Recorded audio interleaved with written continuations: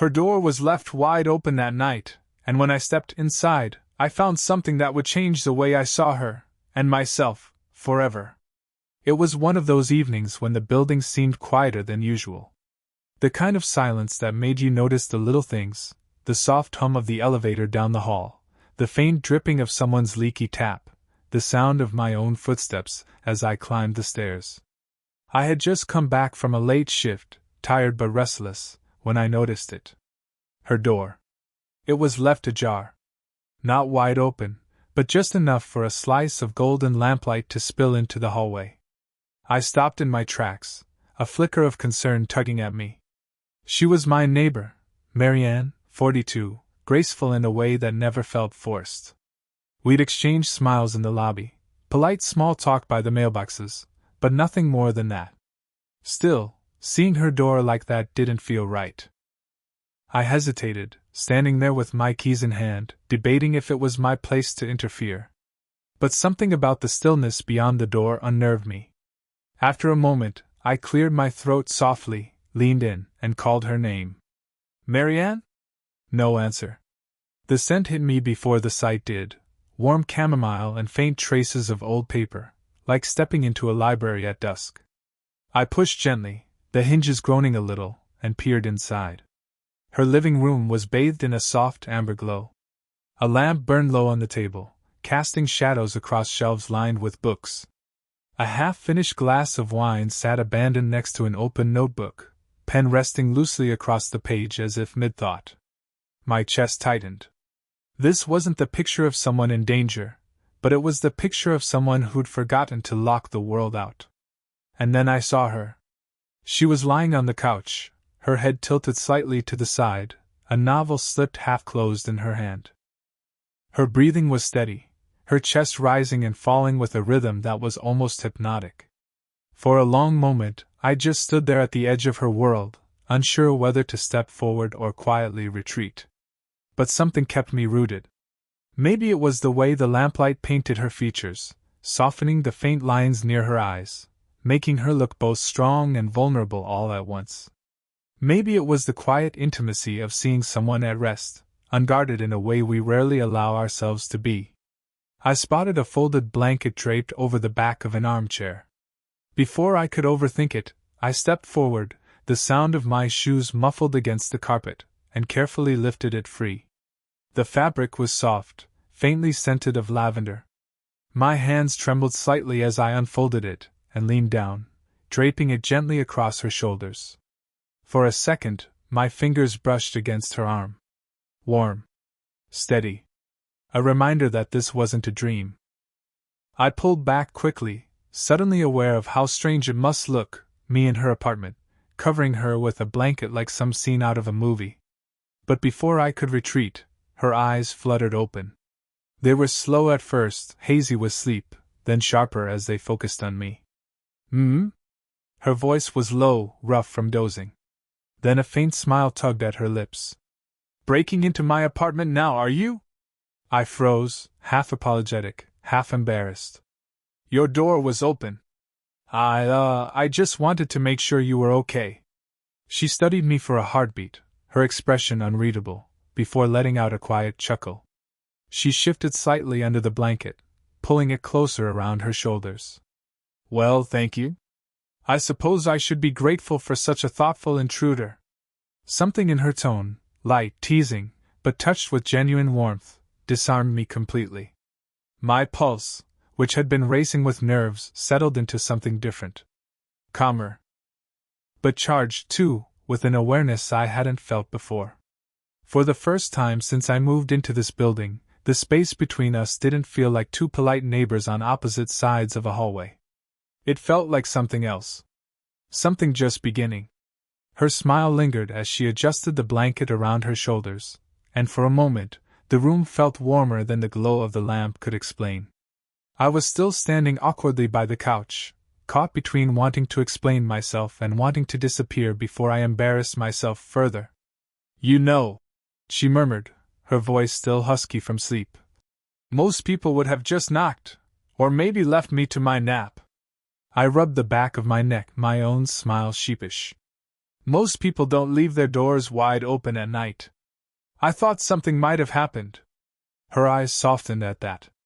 Not the quick, polite softening of a neighbor humoring someone, but something quieter, deeper. A flicker of surprise, maybe, at the idea that someone had noticed. That someone cared enough to step inside. I see. She leaned back against the couch cushion, studying me. So my rescuer covers me with a blanket instead of running for help. I laughed under my breath, the sound easing some of the tension. Honestly, you just looked peaceful. I didn't want to wake you. She tilted her head, as though considering me. Then, with a small shake of her head, she let out a chuckle that was soft and melodic, the kind that curled warmly in my chest. Well, you've ruined the illusion now. I'm awake. The way she said it wasn't sharp or annoyed. It carried a kind of invitation, as if she was allowing me to stay, at least for a little longer. I shifted closer, lowering myself into the armchair opposite her. The cushion sighed beneath my weight, and for a few moments, we just sat there, the quiet stretching out comfortably. The ticking of a clock on her wall seemed louder in the stillness, marking time that I didn't want to end. You should be careful, she said suddenly, her gaze flicking toward me again. About wandering into a woman's apartment uninvited. People might get the wrong idea. There it was, the age, the distance, the subtle line she drew in her words. And yet, the way she smiled as she said it made the warning feel less like a rejection and more like a tease. I met her eyes, searching for the right response. Then maybe you should lock your door, I said lightly, though my pulse quickened as her gaze lingered on mine a second longer than I expected. Her lips curved slowly, knowingly. She pulled the blanket a little tighter around her shoulders, and in the motion, her fingers brushed against mine where I'd rested my hand on the arm of the chair. Just a moment. Just enough for me to feel the faint warmth of her skin before she drew back. The touch was fleeting, but the echo of it stayed. My heart thudded once, hard, and I wondered if she'd felt it too. She sighed softly then, settling back into the couch. You're kind, you know, she said quietly, almost as if she was talking to herself. The words caught me off guard. I didn't know what to say, so I just sat there, watching her in the soft lamplight, wondering how something as simple as an open door had led me here, close enough to hear the tired sweetness in her voice, close enough to want more of it. And for the first time, I realized this wasn't going to be just another polite neighborly moment. Something was shifting. She stirred under the blanket, then pushed herself upright with a small sigh, brushing a stray strand of hair from her face. The motion was unhurried, graceful in a way that felt unintentional. Well, she said, glancing toward the kitchen archway, if you've already broken into my apartment and covered me with blankets, I suppose the least I can do is offer you some coffee. Her tone carried that same teasing edge, but behind it was something softer, an invitation. You don't have to. I started. I want to. She interrupted gently, already standing. Her bare feet made almost no sound against the hardwood as she moved, and I found myself following, like gravity was pulling me after her. Her kitchen was small but warm, lined with shelves of mugs and little jars labeled in neat handwriting. The smell of chamomile from the living room lingered, but now it mingled with the sharper scent of ground coffee as she reached for a tin. You take sugar? She asked, glancing back over her shoulder. Just a little. She smiled faintly, pulling 2 mugs from the shelf. Her movements were practiced, steady, but there was something about the way she moved, self-assured, unhurried, that made the whole space feel calmer. I leaned against the counter, watching her, and for a moment I forgot entirely that she was more than a decade older. She didn't feel like a neighbor. She felt magnetic. Steam began to curl up from the kettle, filling the space with a low hiss. She leaned against the opposite counter, arms folded lightly, studying me with quiet amusement. So, she said, do you make a habit of rescuing women in distress? Or am I the lucky first? I grinned, shaking my head. I don't think you count as a woman in distress. More like a woman who needed a blanket. Her laugh came easily, warm and unguarded. It filled the small kitchen, and I found myself wanting to hear it again. When the kettle clicked off, she turned back to pour the water, the steam rising between us in little curls. I stepped forward to take one of the mugs from her, and as I did, our fingers grazed. Just lightly, just enough for my skin to register the warmth of hers. The touch was brief, but it left a trail of awareness in its wake, the kind that made me wish she hadn't pulled away so quickly. We stood at the counter, sipping slowly, and the silence that stretched between us didn't feel heavy. It felt comfortable. Intimate even. She broke it first, her voice quieter this time. You know, it's been a long time since someone's checked in on me. Not in a neighborly way. In a real way. Her eyes flicked down to her cup, as if the words had slipped out before she meant them to. I swallowed, the heat of the coffee almost an excuse for the tightness in my chest. I'm glad I did then. You shouldn't have to feel alone. Her gaze lifted, meeting mine across the counter. There was something in her eyes, gratitude, hesitation, maybe even the same flicker of curiosity I felt burning inside me. The moment stretched, fragile but undeniable, and I had the sudden thought that this was no longer about coffee. This was about us. The mug sat empty on the counter, the last ribbons of steam fading into the air. Neither of us seemed eager to acknowledge it, but the hour was late. The city outside her window had gone quiet, that heavy stillness that always comes after midnight. I should let you rest, I said finally, though the words felt reluctant. She smiled faintly, setting her mug aside. And I should probably lock my door from now on. There it was again, light, teasing, but threaded with something more. She pulled the blanket tighter around her shoulders as we moved toward the hallway, her bare feet whispering against the floor. I followed a step behind, my heart thudding with that strange mix of comfort and nervousness. Her door was only a few steps away from mine, but as we walked the narrow corridor, it felt longer than usual, stretched out by the quiet tension between us. The light overhead flickered faintly, humming, as if reluctant to break the silence. When we reached her door, she paused, her hand resting lightly on the frame. Well, she said softly, turning toward me. Thank you for tonight. For checking. Her eyes lingered on mine, and the gratitude in them wasn't just polite. It carried a weight, a sincerity that settled deep in my chest. I nodded, my throat tighter than I expected. Of course. I'm glad you're okay. For a moment, we simply stood there in the dim light of the hallway, either of us moving to close the night. The air felt charged, as though one wrong word might shatter the delicate thread pulling us closer. Then, almost without thinking, her hand reached out, brushing lightly against my arm. Not a grab, not even a full touch, just the faint pressure of her fingertips through my sleeve. It was nothing and everything at once. The contact made my pulse leap, and I caught the quick intake of her breath before she let her hand fall back. Her lips curved into a small smile, almost shy despite the poise she always carried. You're different, she said quietly, almost to herself. I tilted my head. Different how? Her eyes searched mine for a long second, as though weighing whether to say more. Finally, she just shook her head with another soft smile. Never mind.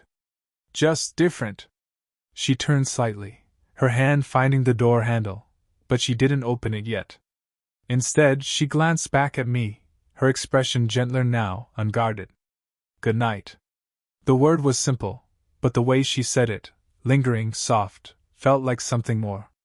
I swallowed hard, managing a smile of my own. Good night, Marianne. She eased her door open, the hinges creaking softly. For a moment, lamplight from inside framed her silhouette, and I caught the faintest trace of her perfume as the air shifted between us.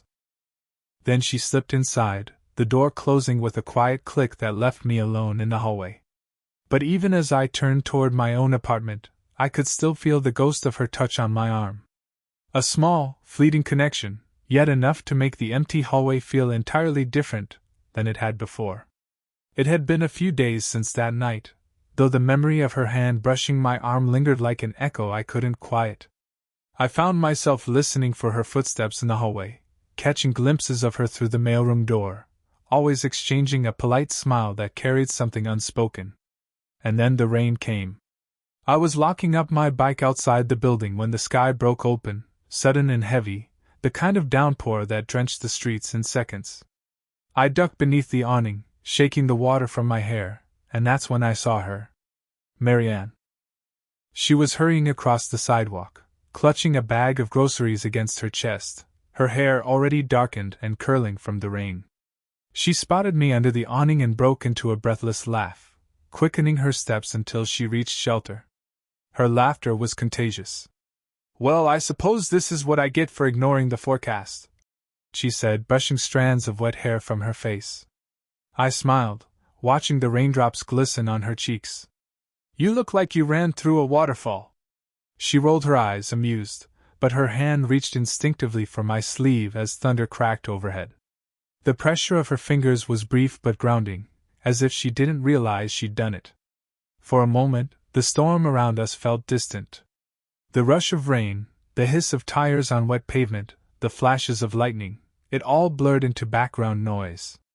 It was just her and me, standing close beneath a narrow strip of shelter. Her laughter softened, fading into something quieter. She looked at me, really looked, and I saw hesitation flicker in her eyes. "You know," she said slowly, "people might talk if they saw us like this." The words landed heavier than the rain. She shifted her bag against her hip, her gaze flicking toward the street as if avoiding mine. "You're, what, mid-20s? And me, well, I'm not." Her attempt at humor didn't disguise the weight behind it. I felt the instinct to close the gap between us, but instead I took a breath. My voice was low, steady. "Marianne, when I'm standing here with you, I don't think about numbers. I don't think about what anyone else would say. I just..." My throat tightened. "I just feel like myself. And I like who I am when I'm with you." Her eyes snapped back to mine, wide for a heartbeat before softening. The rain poured harder, sheets of water cascading from the roof just beyond us, but neither of us moved. She bit her lip, her expression torn between resistance and something deeper, something that mirrored what I felt. Finally, she let out a breath that trembled ever so slightly. "You make it sound so simple," she whispered. I shook my head gently. "Maybe it is." For a moment, we stood in silence, the storm raging around us, the air between us charged with a tension that neither thunder nor lightning could match. And though she didn't move closer, she didn't pull away either. That was enough. The rain didn't let up for hours. By the time we carried her groceries upstairs together, both of us were damp, shoes squeaking softly against the hall floor. She fumbled with her keys, and when the door opened, she gave me a look that was both hesitant and grateful. "Stay," she said simply. Not a request, not a command, just a word heavy with meaning. I followed her inside. The apartment felt warmer than before, the soft lamplight wrapping the space in a golden hush. We set the groceries down, and then, almost without thinking, she guided us toward the couch. We sat side by side, the quiet between us thicker than any words could fill. She tucked one leg beneath herself, turning slightly toward me, her eyes reflecting the lamp's glow. For the first time, she looked less like the confident, composed woman I'd always seen, and more like someone letting their guards slip. She broke the silence first. "You know, I wasn't lying earlier. People really would talk." I leaned forward, elbows resting on my knees, searching for the right response. "Maybe. But does that matter, if we know the truth?" She gave a small, disbelieving laugh, shaking her head. "You're too young to say that so easily."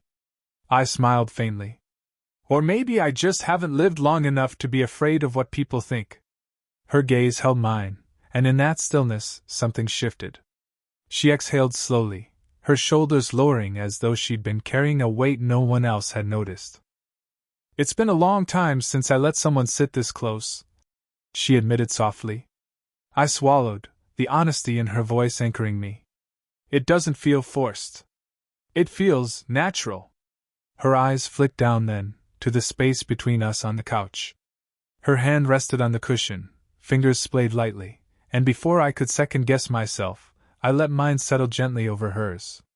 The warmth of her skin pulsed through me, steady and real. She stiffened for just a heartbeat, then relaxed, her breath catching in a quiet sigh. The touch wasn't bold. It wasn't a grab or a pull, it was still, grounding, as if saying, "I'm here, if you'll let me be." She turned her head toward me, her eyes softer now than I'd ever seen them. "You're making it very hard for me to pretend I don't feel this." Her words lodged in my chest, sharp and tender all at once. My thumb brushed lightly against her knuckles, a gesture as instinctive as breathing. "Then don't pretend," I said quietly. The silence that followed wasn't empty. It was full of the sound of her steady breathing, the faint tick of the wall clock, the hum of the city muted behind her windows. And in that moment, with her hand resting in mine beneath the golden lamplight, I realized this wasn't about rescuing a neighbor or easing loneliness. It was about something deeper. Something neither of us had expected, but both of us needed. Not passion. Not urgency. Just ease. A gentleness I hadn't known I was searching for, until I found it in her. The minutes slipped by without either of us noticing. We stayed there on her couch, her hand resting beneath mine, the lamplight softening the lines of her face into something almost ethereal. Outside, the storm had faded into silence, leaving the world hushed and still. Eventually, I shifted, though reluctantly. "I should probably let you get some rest," I said, my voice quiet, as if too much volume might break the spell around us. Her eyes followed me as I stood. There was a flicker of hesitation in them, like a candlelight wavering in the dark. She rose too, walking me toward the door, her steps slow, unhurried, as though she wasn't entirely ready for the night to end either. We stopped just before the threshold, where the hall stretched dim and empty. I turned to her, offering a small smile. "Thank you, for letting me stay. For trusting me." She tilted her head slightly, her lips curving in that half-smile I'd begun to recognize as hers alone. "Thank you," she countered, her voice softer now. "For noticing me at all." The words caught me off guard. For a moment, I couldn't find a response. How could someone like her, so composed, so quietly radiant, ever believe she might go unnoticed? I wanted to tell her she was unforgettable, but instead, I just stepped closer, enough for the air between us to grow warmer. Her hand lifted then, almost tentative, resting lightly on my arm. It wasn't firm, not possessive, just a touch that lingered, her fingers curling gently into the fabric of my sleeve. The kind of touch that said, "Don't go just yet." I looked down at her, and she didn't avert her gaze this time. Her eyes met mine fully, steady and searching, the vulnerability in them mirrored by something braver, an unspoken acceptance. And then she said it. Simple, quiet. "Stay a little longer." The hallway seemed to hold its breath as I nodded. She stepped back, guiding me with her, and I crossed the threshold once more. This time, when the door closed, it wasn't left ajar. It clicked softly into place, the sound final but comforting. Inside, the world felt smaller, cocooned in warmth and silence. She leaned lightly against me, her shoulder brushing my chest, her cheek turning just enough that I caught the faint trace of her perfume, lavender and something uniquely hers. I didn't move to pull her closer. I didn't need to. Just standing there, with her leaning into me, her steady breath rising and falling, was enough to flood my chest with a sense of belonging I hadn't known I'd been missing. The irony wasn't lost on me, that it all began with a door left open. A door that led me inside her world, inside her guard. Now, with that same door closed behind us, it no longer felt like a boundary between neighbors. It felt like a choice. A decision made quietly, together. And as I stood there with her, I realized nothing needed to be rushed. We didn't need promises or labels. What mattered was this: her hand on my arm, her closeness, the quiet certainty that something real had begun. Something worth staying for.